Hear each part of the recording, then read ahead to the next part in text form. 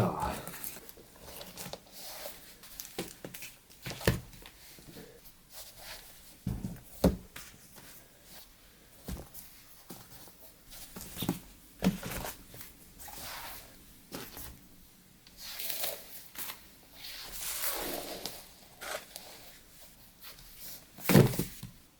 These are all the books I read this year. That's crazy, eh? My reading goal for this year was to read 111 books. And I have reached that goal. I'll show you what I started. This was my reward for reaching my goal. And I doubt very much that I'm gonna finish it this year. So, well, you might ask, why 111? Well, the answer is simple. It's because, so yeah, I'm gonna actually rank every single one of them. And for that, I'm gonna put them in order first and organize them a bit. Okay, I have now put them all in piles and in the order of lowest rating to highest rating. So this took me like 45 minutes, but now I'm ready. This is all my fiction books. This is most of my non-fiction books, and then I have my 5-star pile over here. Disclaimer, I'm gonna do a separate video for my 5-star reads, and I'm gonna also put my non-fiction reads in a separate video. And this is gonna be a long video, obviously, but I'll try to give a few words to every single one of these and give like a really short rating, so that we're not here for too long, eh? Okay, so I'm gonna do my non-fiction books first. Well, I use Goodreads and Storygraph as tracking apps to track my reading. And I don't always agree with what they classify as non-fiction and what they classify as fiction. So some of them are just kept in the fiction pile. Some of them I'm not really sure. For example, they put Homer's works into non-fiction, which I don't really necessarily agree with, though. So it's still there. And I have quite a few of 5-star non-fiction reads, so they are also not going to be in here. So the number is about 25, but plus minus a few, depending on how you rate them. So let's get into it. The only non-fiction book that I read this year, which I genuinely disliked, like actively disliked, was The Black Swan by Nassim Taleb. A lot of people really like idolize and praise this guy, but I think he's more for like business bros and like finance kind of guys, you know?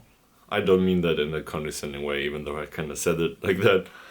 But I read this book about, Black Swan. It's about very unlikely events. And I read the whole book cover to cover, and I still didn't understand the concept at all. So maybe that's about me. The next books are kind of similar.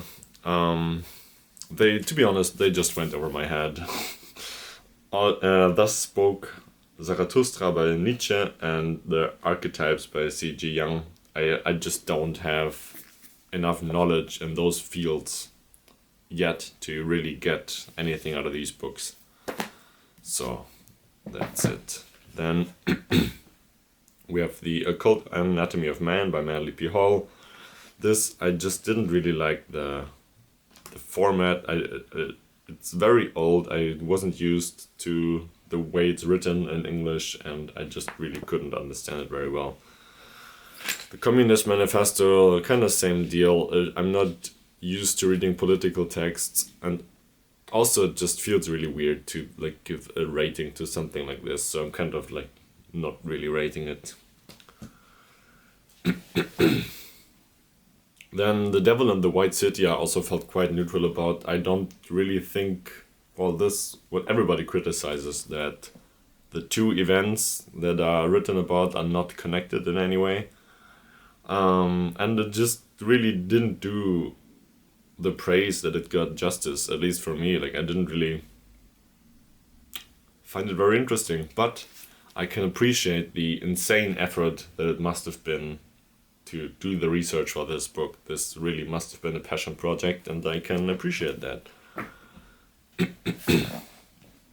These next books are Fools and Jesters at the English Court by John Southworth, and Mazes and Labyrinth, blah blah blah, by W.H. Matthews. And these were kind of not quite what I expected, but I've still found them quite interesting. I'm very interested in the archetype of the jester. That's also why I read the Archetypes by Young, and about like the history of the fools, and it didn't really quite give me what I asked for.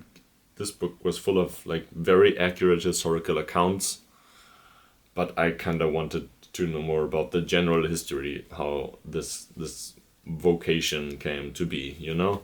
And this is basically the same deal, but about Labyrinth and Mazes. It just gives like accurate historical accounts. Not much, doesn't really go a lot into the whole mythology kind of behind it.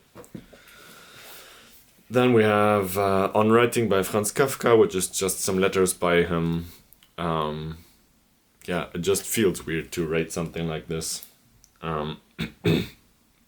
But it kind of always leaves that aftertaste that, well, famously, he didn't really want much of his stuff published, and the stuff he published while he was still alive, mainly he did, probably because his friend Max pushed him to do it, and I feel like it's kind of cruel to publish his letters that he definitely didn't want anyone to read, but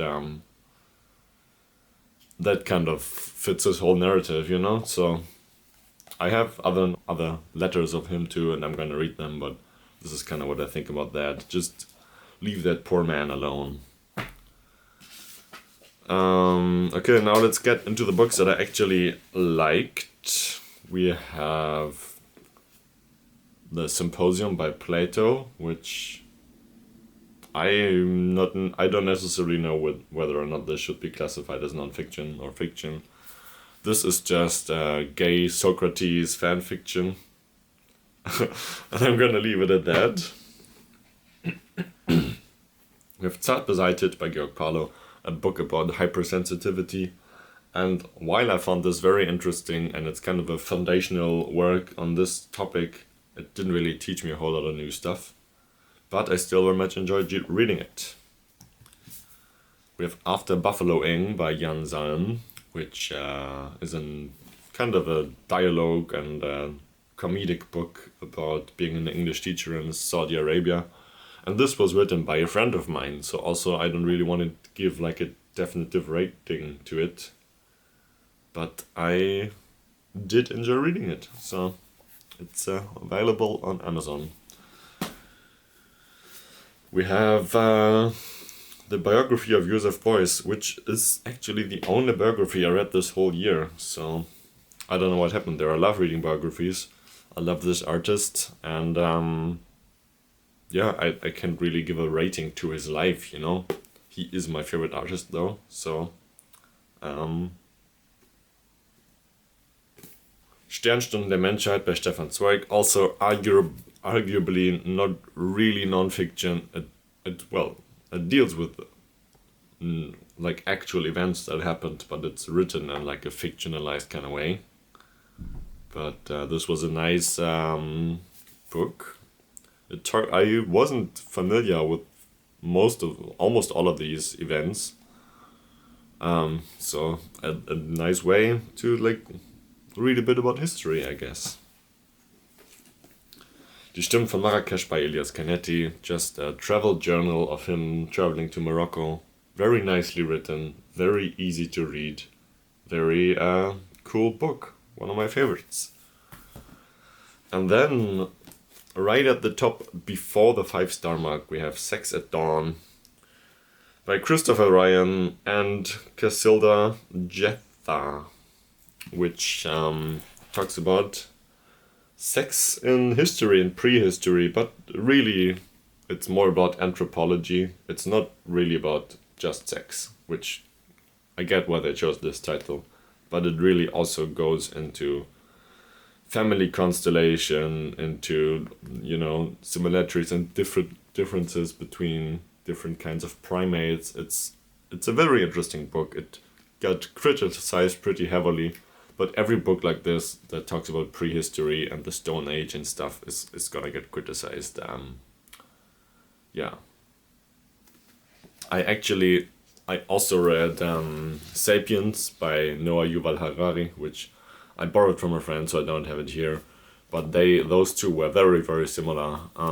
While Sapiens gave more of a, you know, all-around account, this one went more into specifics. But Sapiens I also enjoyed a lot, but it didn't quite make the 5 stars. So yeah, this is just like a short little video, I guess. This is my nonfiction stack. I really like reading nonfiction. I like reading fiction too, but I find it very cool that, you know, as someone who gets like obsessive interests and like hyperfixations and that kind of stuff, if there's something that interests me, almost 100% of the time, someone already wrote a book about it. So I appreciate that a lot, and it's nice to get to know more about these niche interests. I'm reading a book about the Panama Canal right now, which was also something that I would just kind of wanted to know a bit more about. And yeah, that's a pretty cool thing, I guess. So yeah, make of this video what you will, but that's my nonfiction stack for 2024. Goodbye.